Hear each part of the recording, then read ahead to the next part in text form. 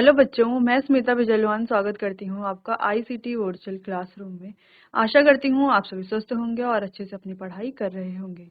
बच्चों, आज हम पढ़ने जा रहे हैं क्लास 7 की साइंस। और क्लास 7 साइंस में हमारा चैप्टर चल रहा था एसिड, बेस एंड सॉल्ट, जहाँ पर हम इंडिकेटर्स यानी कि सूचकों के बारे में डिस्कशन कर रहे थे कि कौन कौन से प्रकार के सूचक होते हैं, कौन से हमारे प्राकृतिक सूचक होते हैं, यानी कि नेचुरल इंडिकेटर और सिंथेटिक इंडिकेटर्स के बारे में हम बात कर रहे थे। तो आइए बढ़ते हैं स्मार्ट बोर्ड की तरफ।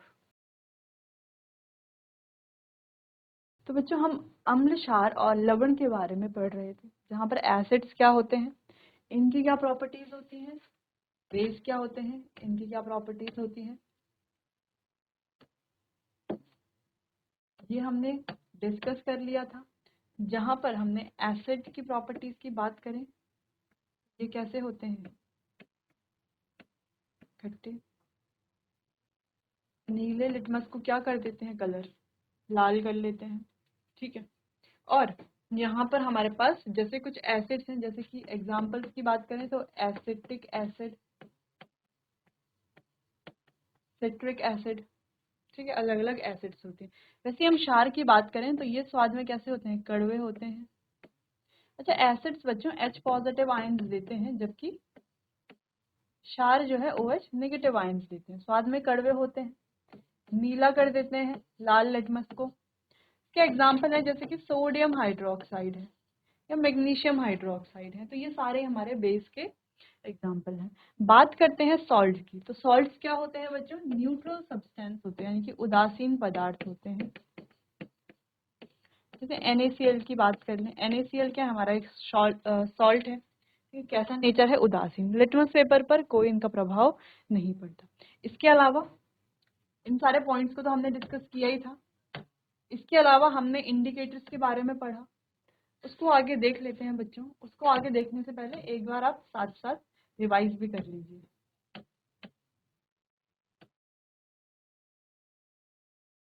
चलिए, तो ये आप एक बार रिवाइज कर लीजिए।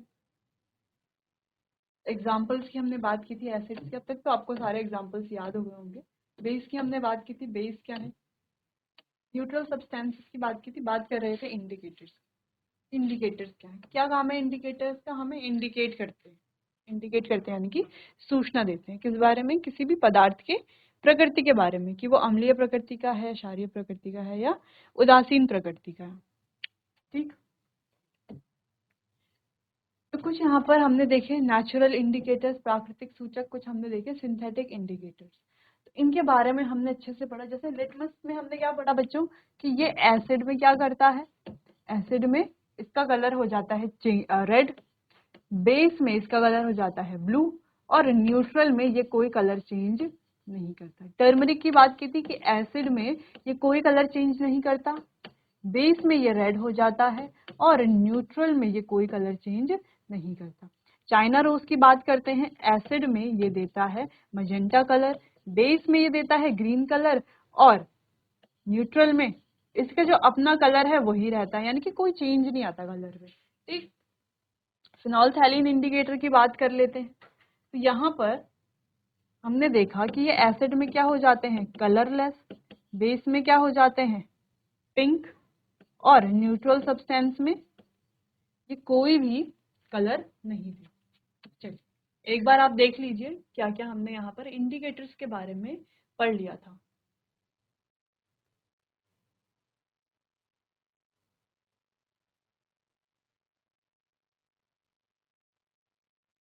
चलिए, तो यहाँ पर हमने एक इस तरीके से फ्लो चार्ट भी बनाया था, या हम कह सकते हैं एक टेबल हमने बनाई थी, जहाँ पर हमने जितने भी हमारे इंडिकेटर जो भी हमने यहाँ पर इस चैप्टर में पढ़े हैं, उन इंडिकेटर्स का एसिड पर क्या कलर वो चेंज करते हैं, बेस पर क्या कलर चेंज करते हैं, और न्यूट्रल सब्सटेंसेस यानी कि उदासीन पदार्थों में वो क्या कलर चेंज करते हैं, उसके बारे में हमने बात की।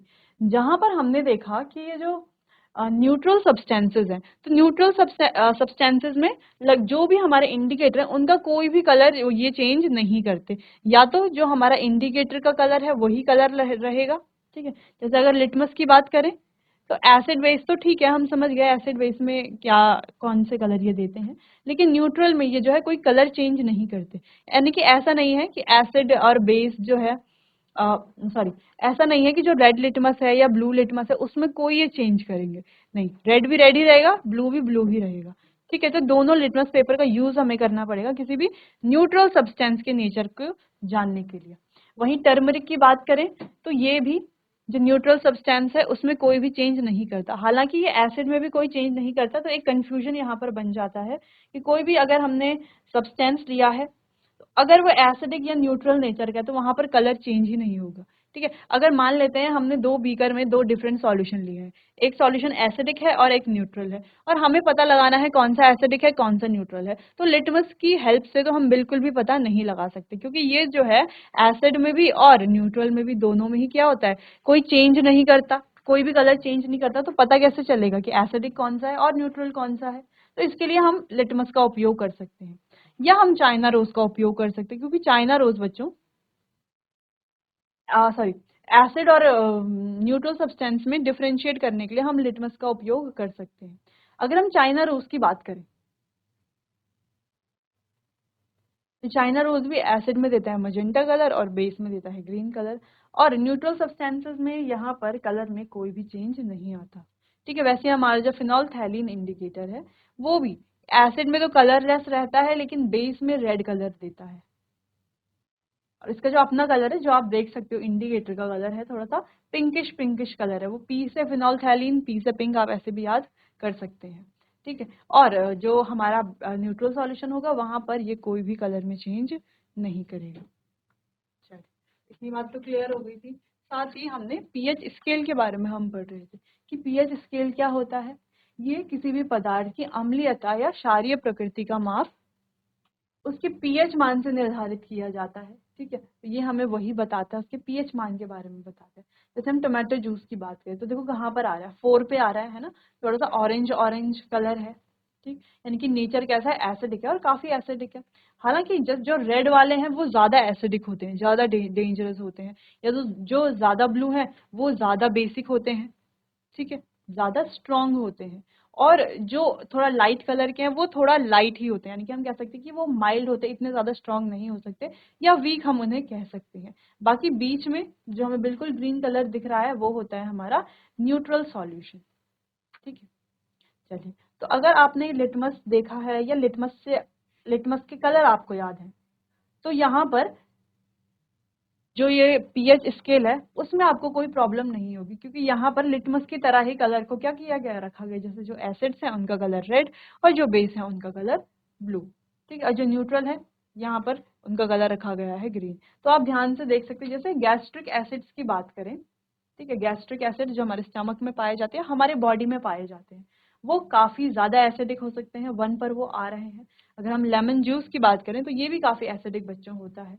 ठीक, इसके अलावा ब्लैक कॉफी की अगर हम बात करें तो ये एसिडिक होती है लेकिन उतनी ज्यादा एसिडिक ये नहीं होती। अगर हम मिल्क दूध की बात करें तो दूध भी थोड़ा एसिडिक होता है लेकिन इतना ज्यादा एसिडिक नहीं होता।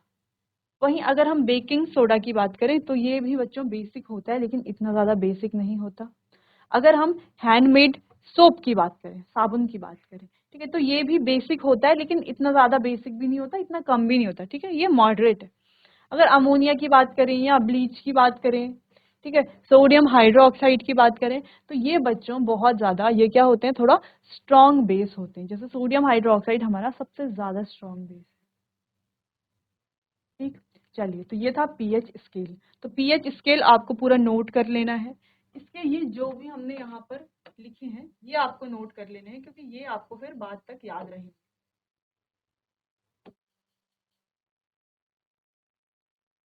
डिस्टिल्ड वाटर यानी कि आशुद्ध जल, जो हमारा डिस्टिल्ड वाटर है वो होता है बच्चों न्यूट्रल।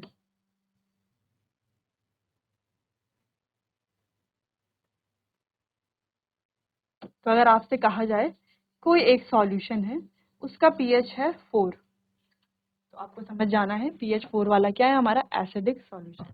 अगर कोई सॉल्यूशन है उसका पीएच है 6, तो ये भी कैसा है, एसिडिक ही सॉल्यूशन है। अगर कोई सॉल्यूशन है जिसका पीएच आपको कहा गया है कि 12 है, यानी कि ये कैसा सॉल्यूशन है, एक बेसिक सॉल्यूशन। ठीक, आप इस तरीके से भी लिख सकते हो। देखो यहाँ पर था 7, ठीक है, 7 तो क्या है, एन यानी कि न्यूट्रल। अगर हम 7 की बात करें तो ये क्या है, एन है, न्यूट्रल है।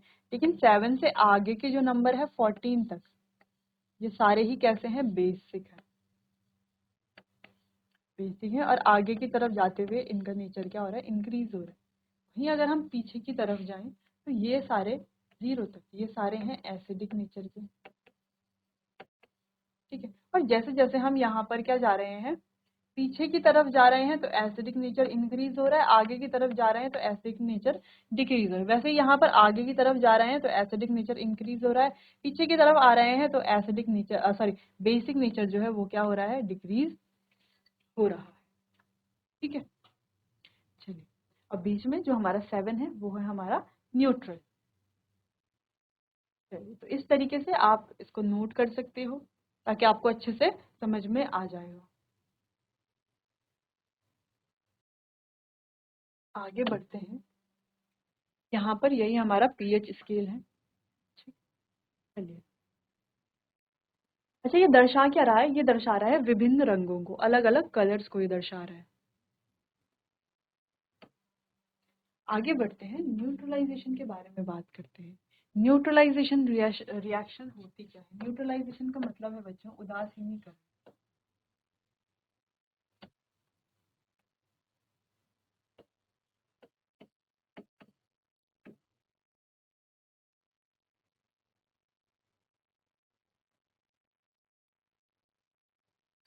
अब ये जो उदासीनीकरण है, ये है उदासीनीकरण का मतलब क्या है।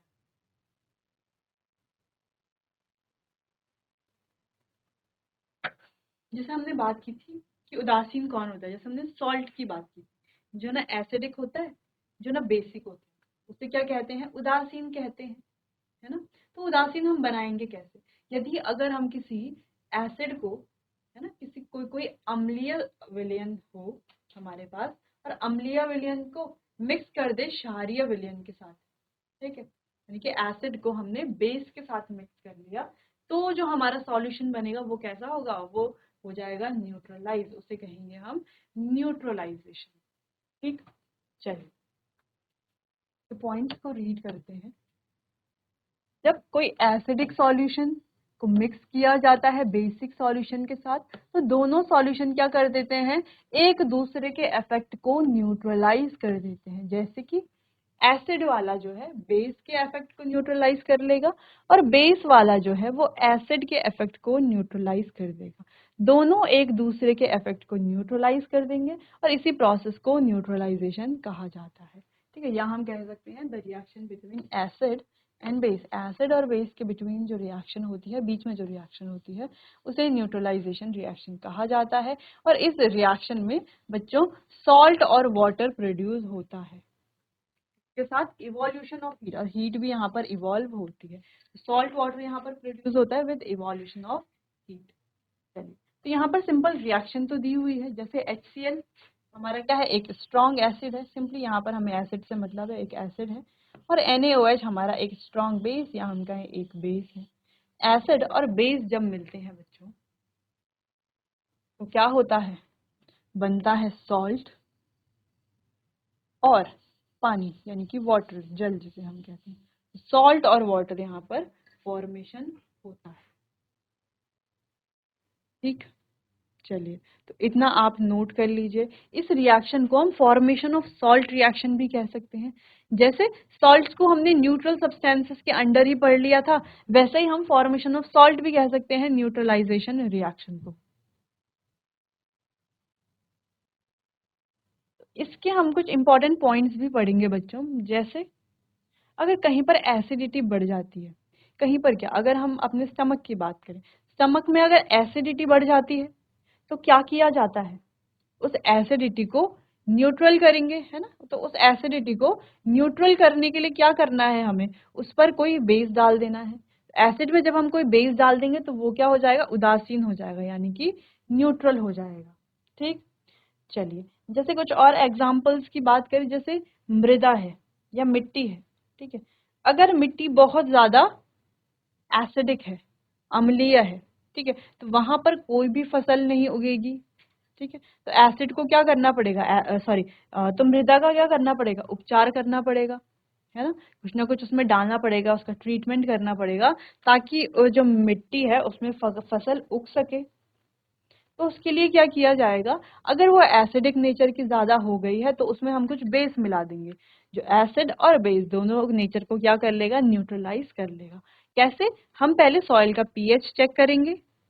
ठीक है, पीएच चेक करेंगे। पीएच कैसे चेक करेंगे, जो हमने पीएच स्केल अभी देखा है। ठीक है, तो पीएच हम चेक करेंगे, उसका सॉल्यूशन बनाएंगे, पहले हम उसका सैंपल लेंगे, सॉल्यूशन बनाएंगे, फिर पीएच चेक करेंगे, और पीएच चेक करने के बाद हम जो है ये निर्णय लेंगे कि वो जो हमने सॉल्यूशन लिया है मृदा वाला, अब वो एसिडिक है, वो बेसिक भी हो सकता है, ऐसा नहीं कि सिर्फ एसिडिक है, तो वो एसिडिक है या बेसिक है। चलिए मान लेते हैं वो जो सॉयल है वो एसिडिक है, इसीलिए वहां पर फसल नहीं उग रही। तो अब ये जो एसिडिक सॉयल है, इसको सही करने के लिए हम क्या करेंगे, इस पर बेस डाल देंगे। बेस के डालने से एसिड और बेस एक दूसरे को न्यूट्रलाइज करेंगे, और वो जो मृदा है वो वापस से तैयार हो जाएगी, उस पर हम कोई भी फसल अब उगा सकते हैं। वहीं अगर वो मृदा ज्यादा क्षारीय प्रकृति की निकली, या ज्यादा बेसिक अगर हम कहें कि वो मृदा अगर है, तो हमें क्या करना है, उस पर डाल देनी है कुछ एसिड। ठीक है, और एसिड क्या करेगा, उस बेस के इफेक्ट को खत्म करेगा, दोनों क्या हो जाएंगे, न्यूट्रलाइज हो जाएंगे। अब आगे हम उस पर कोई भी फसल ग्रो कर सकते हैं। तो ये कुछ एग्जांपल्स थे न्यूट्रलाइजेशन रिएक्शन के बारे में। हालांकि आगे हम इनके काफी एग्जांपल्स को डिस्कस करने वाले हैं। ठीक, चलिए फिलहाल आपको ये रिएक्शन नोट कर लेनी है, जो हमने ये पढ़ी कि एसिड और बेस जब मिलते हैं सॉल्ट वाटर का फॉर्मेशन होता है।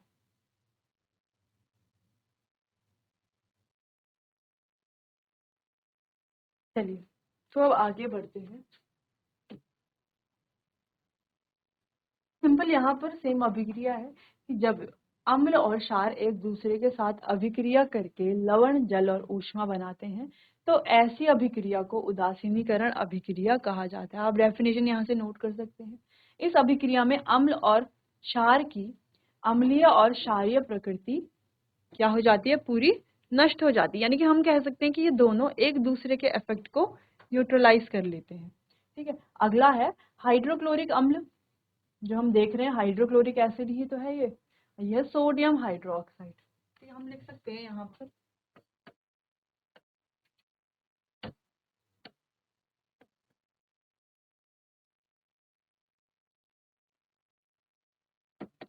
हाइड्रोक्लोरिक एसिड और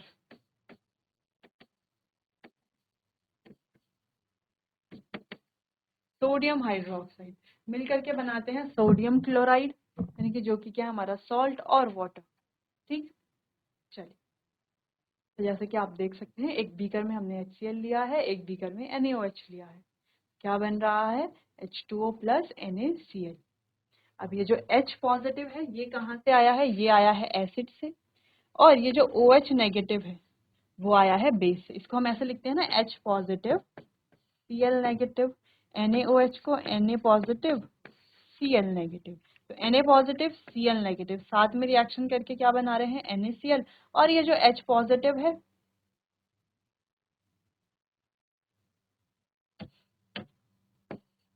और ये जो H पॉजिटिव है बच्चों यहाँ पर Na पॉजिटिव OH नेगेटिव, वो OH नेगेटिव के साथ रिएक्ट करके क्या बना रहा है, वाटर। ठीक है, वाटर ये बना रहा है। ठीक है, तो ऐसा हम इसे लिख सकते हैं। तो आप लिख सकते हैं H positive Cl negative Na positive OH negative. ठीक, चलिए तो अब कंफ्यूज नहीं होना है कि H पॉजिटिव OH नेगेटिव कहाँ से आ रहा है, तो ये HCl से ही आ रहा है। जैसे हमने बात की थी कि एसिड जो है H पॉजिटिव आयंस देते हैं, तो यही है इसका H पॉजिटिव वाला आयन, और बेस क्या करते हैं, OH नेगेटिव आयन, तो ये है इसका OH नेगेटिव आयन। सिंपल, चलिए नोट कर लीजिए इतना बच्चों। चलिए अभी तक हमने सूचक के बारे में पढ़ा, जो भी हमारे सूचक थे। ठीक है, उनमें कुछ नेचुरल थे, कुछ सिंथेटिक थे, उनमें क्या कलर में चेंज आता है इसके बारे में हमने बात की। साथ में बात की पीएच स्केल। ठीक है, कि पीएच स्केल क्या है, और ये बहुत इंपॉर्टेंट टॉपिक भी है पीएच स्केल वाला, कि पीएच स्केल क्या है। 0 से 7 तक, या हम कहें 0 से 7, यानी कि 7 से ऊपर की तरफ क्या है, 7 से नीचे की तरफ क्या है, यानी कि 0 से 7 और 7 to 14 कौन सा नेचर है, एसिडिक है या बेसिक है। ठीक है, न्यूट्रल कहाँ पर शो होता है। ठीक, फिर उसके बाद हमने बात की बच्चों न्यूट्रलाइजेशन रिएक्शन की, यानी कि उदासीनीकरण अभिक्रिया। ठीक है, तो यहाँ पर हमने सॉल्ट फॉर्मेशन के बारे में पढ़ा कि कैसे कैसे जो है सॉल्ट का फॉर्मेशन होता है। कुछ एग्जांपल भी देखिए हमने न्यूट्रलाइजेशन रिएक्शन के, जो हमारे डेली लाइफ से लिए गए थे। ठीक है, जो हमारे डेली डेली लाइफ में होता रहता है, तो उसके बेसिस पर हमने कुछ एग्जांपल्स लिए थे न्यूट्रलाइजेशन रिएक्शन। यहाँ तक इतने टॉपिक्स अभी हमने कवर कर लिए हैं। तो बच्चों एसिड, बेस और सॉल्ट के बारे में हमने पढ़ा कि एसिड्स क्या हैं, बेस क्या है, सॉल्ट क्या है, क्या इनकी रिएक्शंस होती हैं, न्यूट्रल सब्सटेंसेस क्या है। पीएच स्केल के बारे में हमने यहाँ पर डिस्कशन किया कि पीएच स्केल में नंबर्स कितने हैं, 0 to 14 है, जहाँ पर अगर हम बात करें 7 से 14 तक वो सारे हमारे बेसिक सॉल्यूशंस बेसिक होते हैं, और अगर हम बात करें 7 से लेके 0 तक की बात करें तो वो हमारे सारे एसिडिक नेचर के होते हैं, जबकि जो 7 वाला है वो हमारा न्यूट्रल नेचर का होता है। साथ ही हमने न्यूट्रलाइजेशन रिएक्शन की बात की कि न्यूट्रलाइजेशन रिएक्शन क्या है, क्या फॉर्मेशन होता है न्यूट्रलाइजेशन रिएक्शन में। बाकी चैप्टर को कंटिन्यू करेंगे अपने आने वाले अगले सेशन में। तब तक के लिए आपका बहुत बहुत धन्यवाद।